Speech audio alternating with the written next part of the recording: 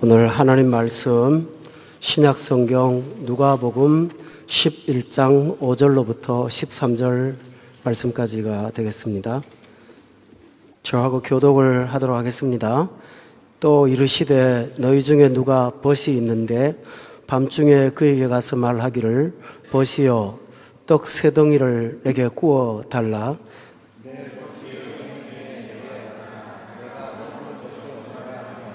그가 안에서 대답하여 이르되 나를 괴롭게 하지 말라. 문이 이미 닫혔고 아이들이 나와 함께 침실에 누웠으니 일어나 내게 줄 수가 없노라 하겠느냐.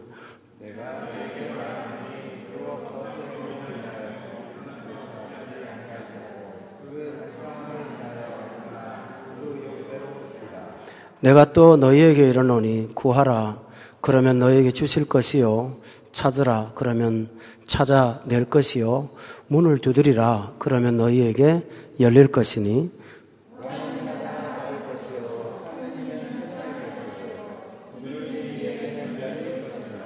너희 중에 아버지 된 자로서 누가 아들이 생선을 달라 하는데 생선 대신에 뱀을 주며 이제 다 함께 읽겠습니다.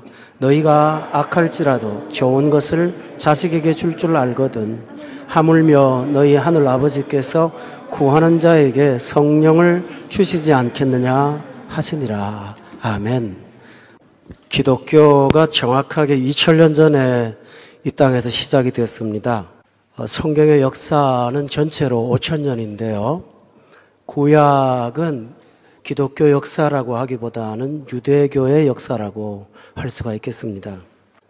기독교가 들어오면서 3000년 동안 그 율법과 절기, 그 다음에 어떤 종교적인 금기 이런 것들을 전부 다 해방이 됐습니다.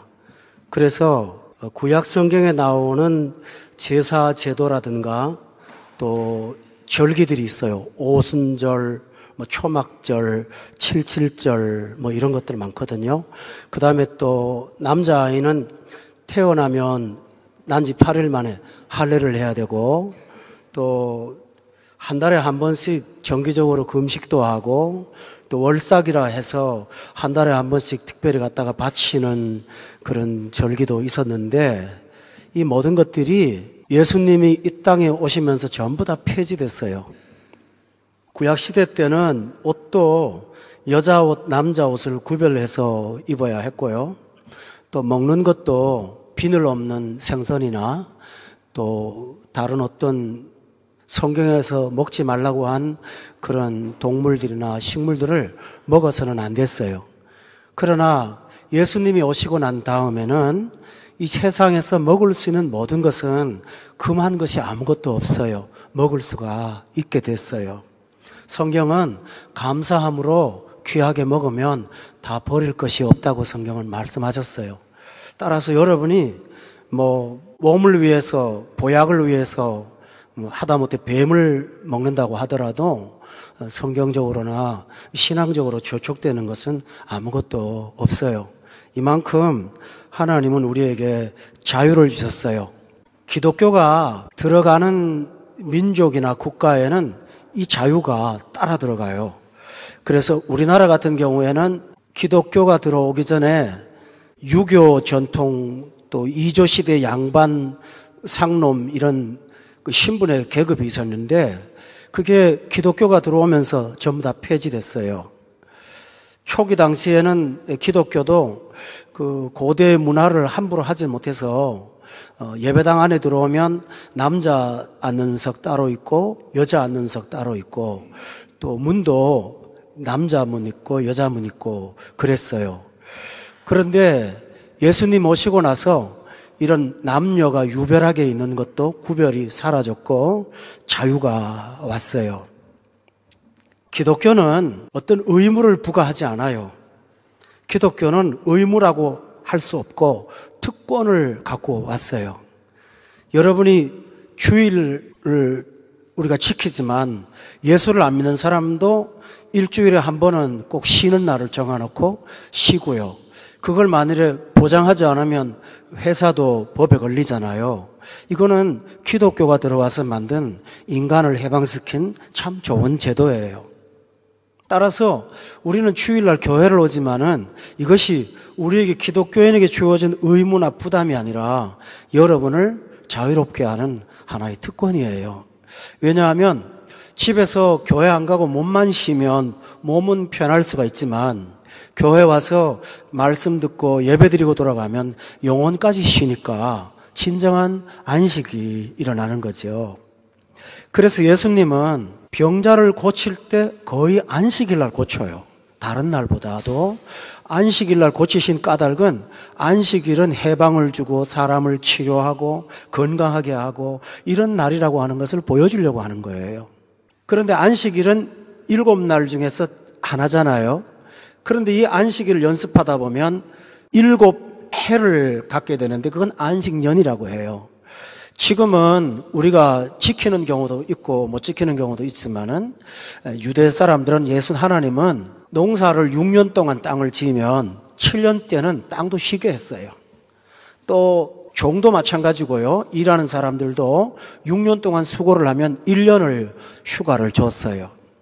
우리도 이런 제도가 도입돼서 여러분이 7년에 한 번씩만 1년이라도 좀 마음껏 쉬고 좀 여행도 좀 다니고 이렇게 좀 하면 정신적인 고통이나 이 억압으로부터 우리가 많이 해방될 수 있을 거라고 저는 생각을 합니다. 이렇게 기독교는 자유를 주었어요. 또 기독교가 들어와서 이사 가는 날 뭐 손 없는 날 찾고 막 그러잖아요. 그런데 그런 거 다 사라졌어요. 왜냐하면 예수님이 가시는 곳에는 두려워할 게 아무것도 없잖아요. 또 남녀가 결혼을 하는데 궁합을 보통 보고 뭐 출생 날짜를 따져가지고 서로 이렇게 또 계산도 해보고 그렇게 하지요. 그렇지만 우리가 예수 믿고 나서는 그거 하지 않아요. 왜냐하면 예수님이 짝지어 주신 거라고 믿기 때문이에요. 그래서 그런 거 할 필요가 없는 자유가 온 거지요. 제가 술집도 안 가고 또 춤추는데도 가본 적이 없어요.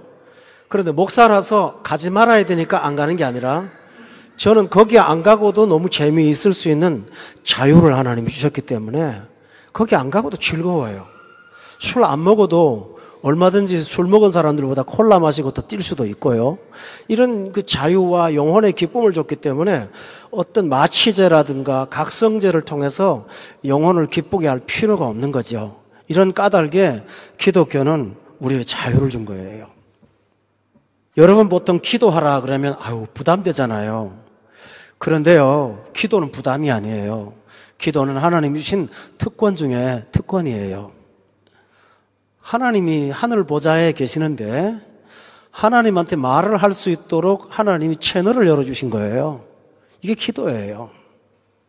그런데 그 기도를 할 때 하나님께서 하나님이 들으실 만한 좋은 기도도 있지만 우리가 뭔가 하나 빠뜨릴까 봐 기도할 수 있도록 상세하게 자세하게 가르쳐 준 게 바로 주기도문이에요. 이 주기도문을 통해서 우리가 빠뜨리지 않고 하나하나 다 기도할 수 있도록 하나님이 가르쳐 주셨어요. 그래서 주기도문이라는 틀 속에 들어가면 기도의 자유를 얻을 수가 있어요.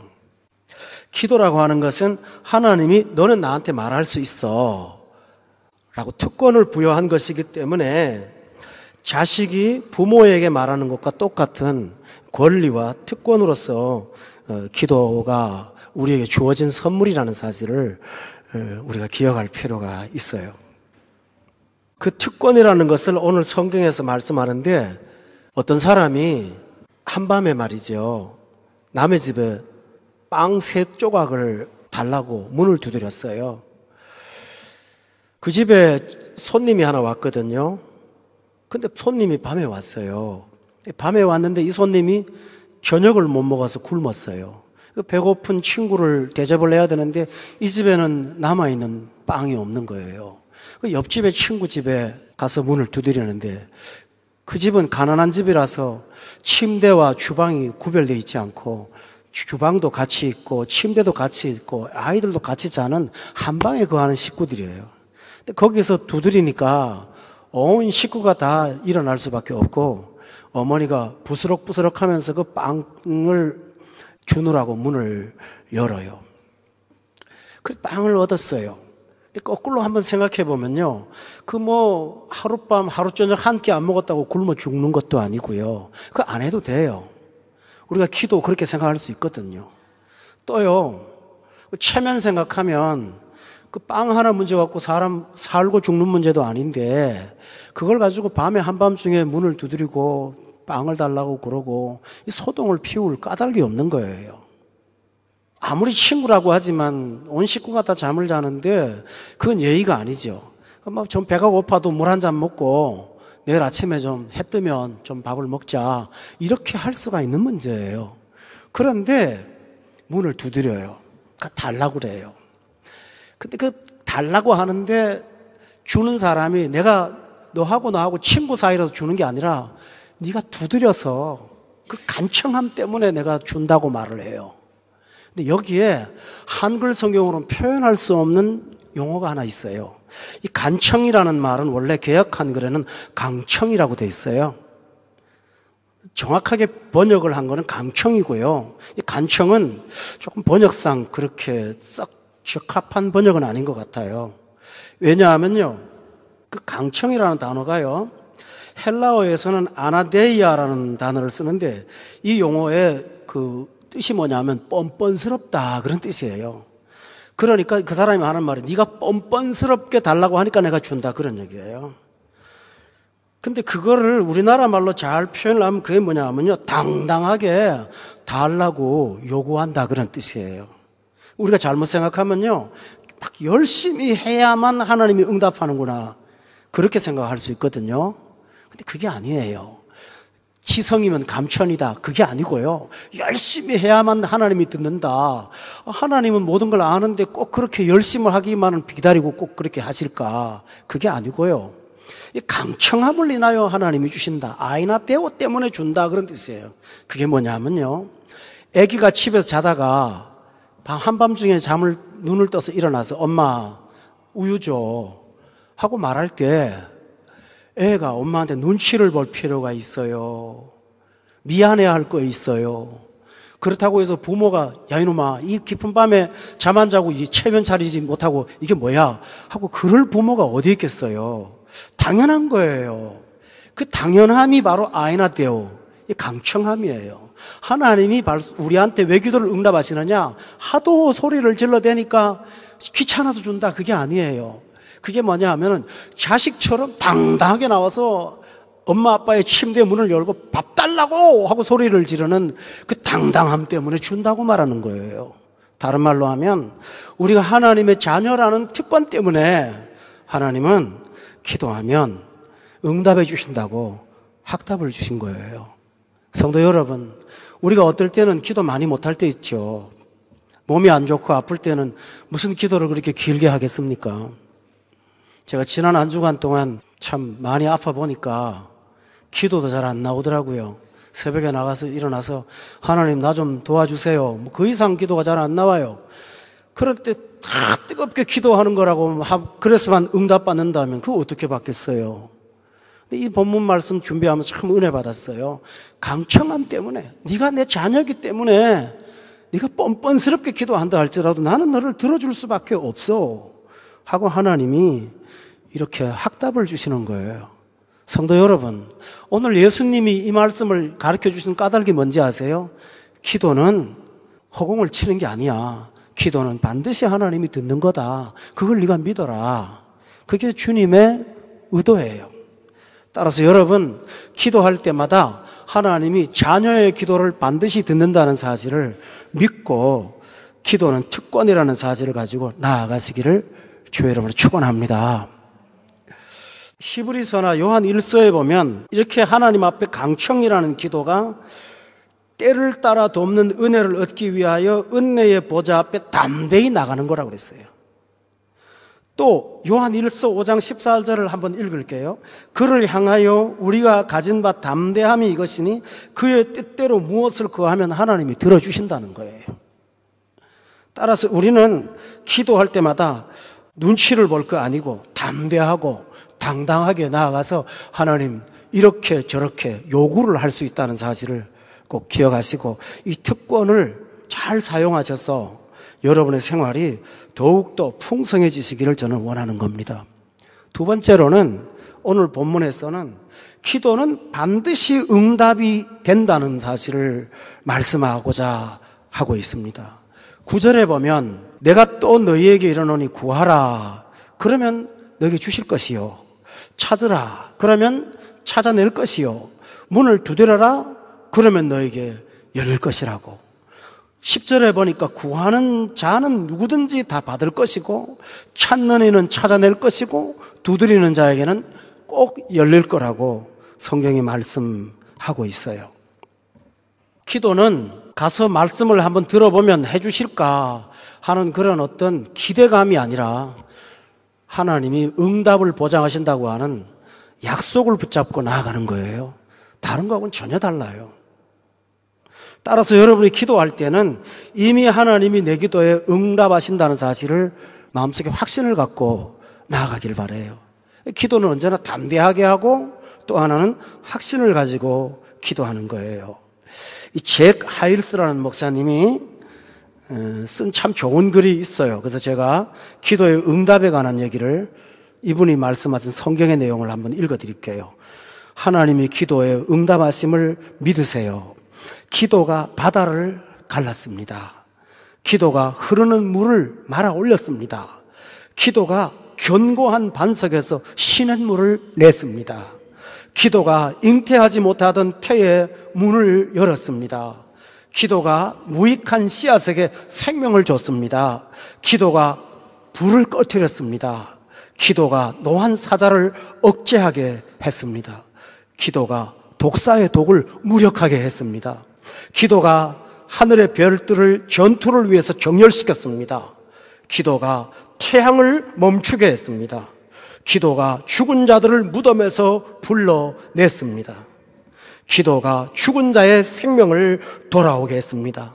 모세가 기도할 때 바다가 갈라졌고 여호수아가 기도할 때 태양이 멈추었고 엘리야가 기도할 때 하늘에 비가 내리지 않았고 다니엘이 기도할 때 사자의 입이 막혔고 엘리사가 기도할 때 요단강이 갈라졌고 사도 바울이 기도할 때 옥문이 열렸습니다. 그는 그렇게 설교했습니다. 정말 성경 말씀을 찾아보면 성경은 기도의 응답책이라는 사실을 알 수가 있어요. 전부 다 응답받은 것뿐이에요.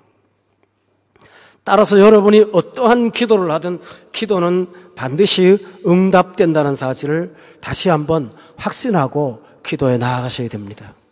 세 번째로는 참 중요한 내용입니다. 하나님은 응답하시는데 좋은 것으로 응답한다는 사실을 믿어야 됩니다. 오늘 본문의 13절에 보면 참 귀한 말이 있어요. 너희가 악할지라도 좋은 것을 자식에게 줄 줄 알거든 하물며 너희 하늘 아버지께서 구하는 자에게 이렇게 말했어요.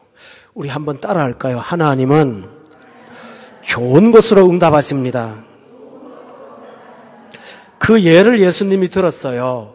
11절과 12절에 보면 아버지한테 아들이 생선을 달라고 그래요. 그런데 생선을 달라고 하는 아들한테 뱀을 주는 부모가 어디 있냐요. 알을 달라고 하는데 12절에 보니까 전갈을 누가 주겠냐는 거죠.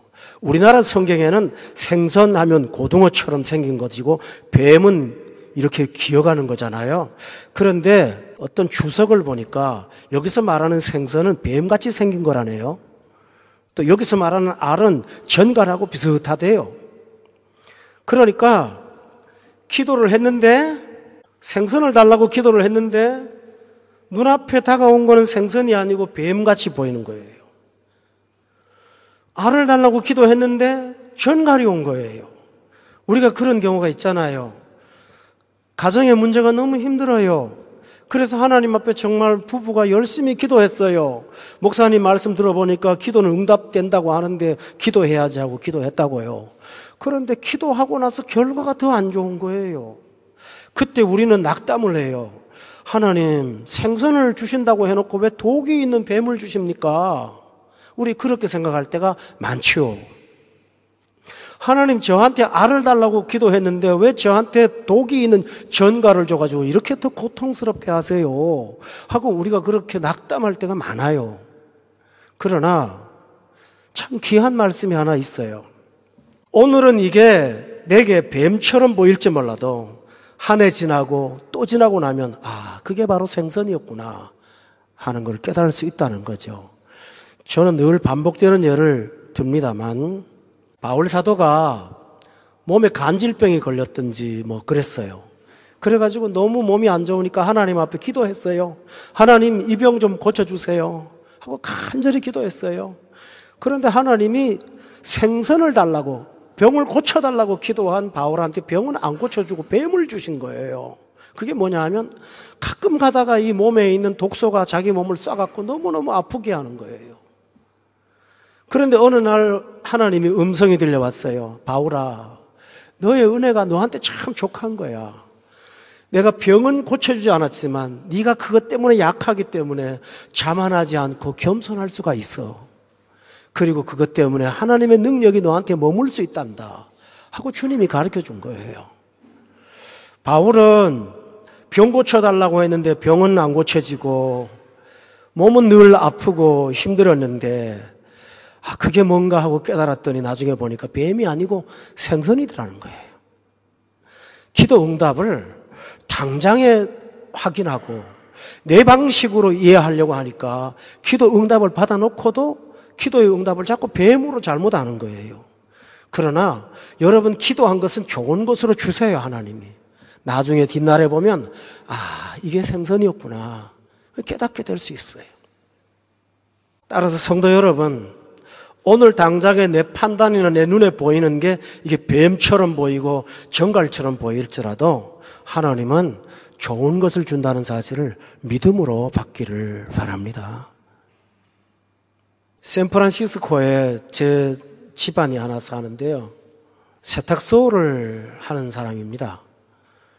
근데 문을 닫고 퇴근을 하려고 하는 어느 날 흑인 손님 한 분이 와갖고 막 따지면서 욕을 하고 옷 물어내라고 하고 신경질을 벌이다가 퇴근 시간을 셔터를 닫고도 한 2시간 동안 그 가게에서 우왕좌왕하다가 아주 화가 나서 차를 딱 타고 집에 가려고 라디오를 딱 틀었습니다. 그랬더니 몇 분 전에 샌프란시스코에 지진이 나서 자기가 평소에 늘 다니던 그 도로가, 다리가 무너져 버린 거예요. 만약에 예정대로 퇴근해서 갔더라면 자기는 도로 한복판에서 샌프란시스코의 바다에 빠졌게 됐을 거라고 그렇게 말하는 거예요. 기쁜 마음으로 집에 가고 싶었는데 싸움이 벌어졌어요. 그날은 화가 났는데 지나고 나니까 그 싸움 벌인 흑인이 얼마나 고마운지, 그게 뱀이 아니라 생선이더라는 거예요. 야, 이거구나 하고 깨닫고 나니까 너무 감사하더라는 거죠. 여러분은 금방금방 우리가 이거를 확인을 할 수는 없죠. 그러니까 필요한 게 있어요. 하나님은 반드시 좋은 거 준다. 믿으십니까? 그걸 믿는 거예요. 준다가 아니라 주셨다. 그렇게 믿는 거예요. 하나님은 좋은 거 주셨다 하고 믿는 거예요. 야곱이라는 사람 아시죠? 집에서 좋지 못한 일 하고 도망 나와서 외삼촌 집으로 쫓겨가다가 참 밤에 잠을 자는데 꿈이 하늘에서 사다리가 하나 내려오고 천사가 왔다 갔다 하는 거예요.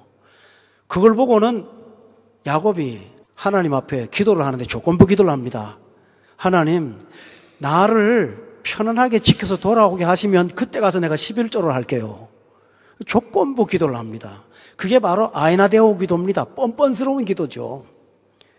근데 하나님이 그 야곱의 기도를 듣고 그래, 내가 너를 지켜주마 하고 약속해 주십니다. 그리고 돌아올 때 20년 지난 다음에 돌아올 때 그는 큰 부자가 되고 가족을 12아들을 낳고 딸을 낳고 이렇게 큰 식구를 거느리고 고향으로 금이환양을 하게 됩니다. 만약에 하나님이 그날 밤 눈에 보이듯이 에서의 마음을 돌이켜서 야곱이 도망가지 않고 집으로 돌아가게 했더라면 그 영광을 누리지 못했을 거예요. 따라서 우리는 오늘의 기도 응답이 뱀으로 보이고 전갈이 보일 수도 있습니다만 기억하십시다. 좋은 것으로 하나님이 주신다는 사실, 그걸 꼭 믿고 결단코 낙담하지 말기를 주의 이름으로 축원합니다. 왜 예수님이 이 얘기를 자상하게 하시는지 아세요? 기도만큼 사람을 낙심하게 하는 게 없어요. 그래서 누가복음에 보면은 기도할 때 낭망하지 말라는 말을 자꾸 해요. 왜냐하면 압니까? 기도가 자꾸 낙담이 돼요. 기도하면. 기도하는데도 잘 안 되거든요. 그러니까 기도는 낙심을 자꾸 많이 갖고 와요. 근데 이 낙심이 올 때 되면 아니야 하나님, 나는 생선을 받았어요. 나는 알을 받았어요. 그 믿음을 가지라는 거죠. 그런데 이것보다 더 중요한 게 있어요. 기도하면 13절에 보면 참 특이한 말이 하나 나와요. 좋은 것으로 자식에게 줄 줄 알거든 하물며 너희 하늘 아버지께서 구하는 자에게 좋은 것 준다고 하지 않고 뭐라고 했냐면 성령을 주지 않겠냐고 이렇게 말씀하시는 거예요. 여러분이 생선을 달라고 해서 생선을 받아요.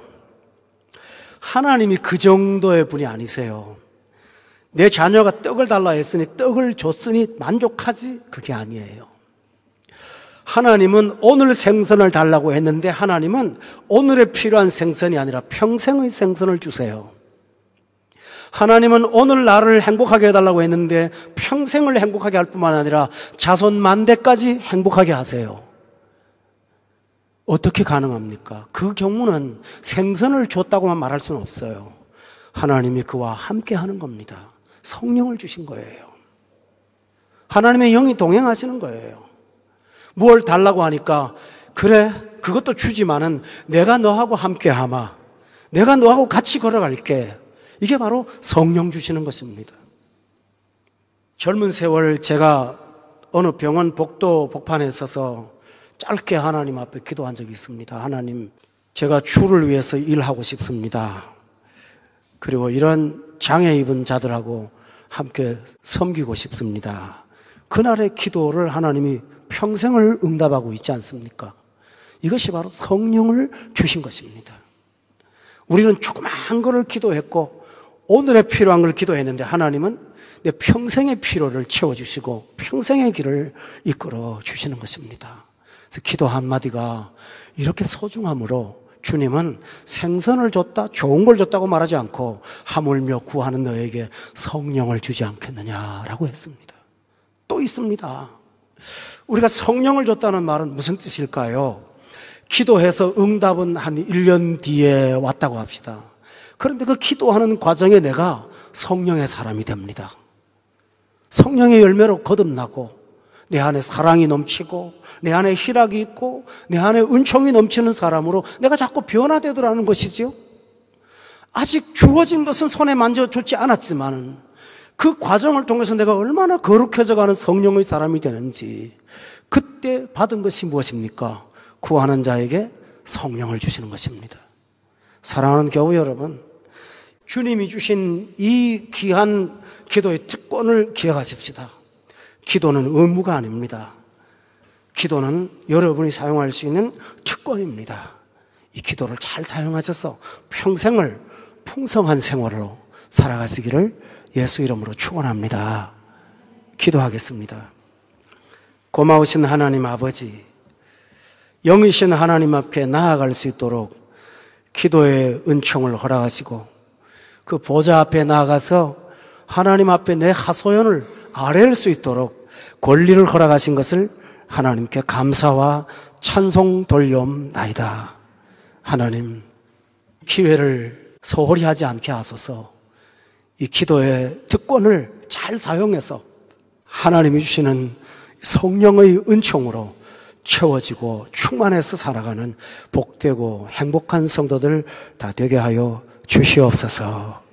예수님의 이름으로 기도드렸사옵나이다. 아멘.